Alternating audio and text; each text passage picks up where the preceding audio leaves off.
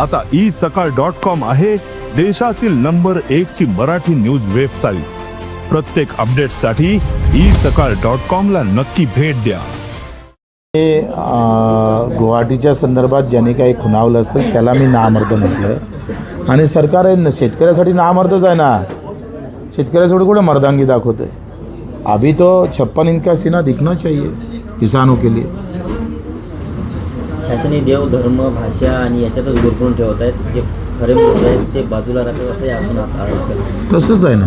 बटेंगे तो कटेंगे ह्या शब्दानं शेतकऱ्याला वाचवण्याची ताकद आली का? राम मंदिरात जेवढं पुण्य भेटलं भाजपले तेवढं राम ठाकरेच्या आत्महत्यामध्ये ते पाप फेडणार कसं ते आम्हाला सांगितलं पाहिजे ना भाजपनं।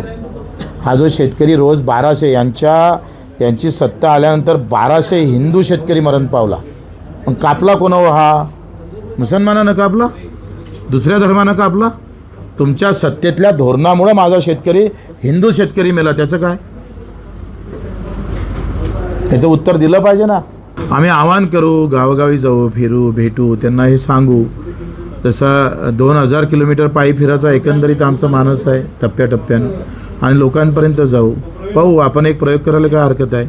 आणि मग मराठीसाठी म्हणून एकत्र होत असाल, हिंदू म्हणून एकत्र होत असाल, ओबीसी म्हणून, मराठा म्हणून एकत्र होत असाल, तर शेतकरी शेतमजूर म्हणून एकत्र झालं तर मी सांगतोय इथं जरी आम्ही एकत्र झालो म्हणजे 5 ते 4 लाख शेतकरी यवतमाळमध्ये आहे, त्यातला 1 लाख काय 50,000 जरी यवतमाळचा एकत्र झाला तरी सत्तेतल्या माणसाला सुसू येईन।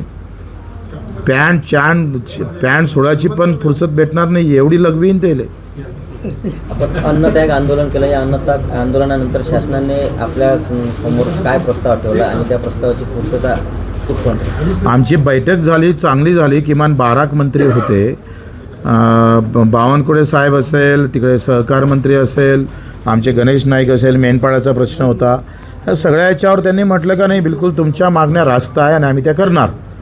मग त्यांना म्हटलं तुम्ही शासन निर्णय कधी काढणार ते सांगा, ज्या दिवशी शासन निर्णय निघाल तेव्हा आमचं समाधान होईल। मीटिंग चांगली झाली, म्हणजे काय म्हणतं जेवण चांगलं झालं पण जेवायलाच भेटलं नाही, त्याला काय अर्थ आहे? पण शासन निर्णय निघत नाही तोपर्यंत आम्ही ठाम आहोत। कर्जमाफीची तारीख सांगितली पाहिजे या बाबतीत, आणि आम्ही जे मुद्दे छेडले त्याच्यावर शासन निर्णय निघाले पाहिजे, नाही तर 2 तारीख अटळ आहे। खत ताकदीनं लोक येणार, मुंबईत मावणार नाही अशी व्यवस्था आम्ही निर्माण करू।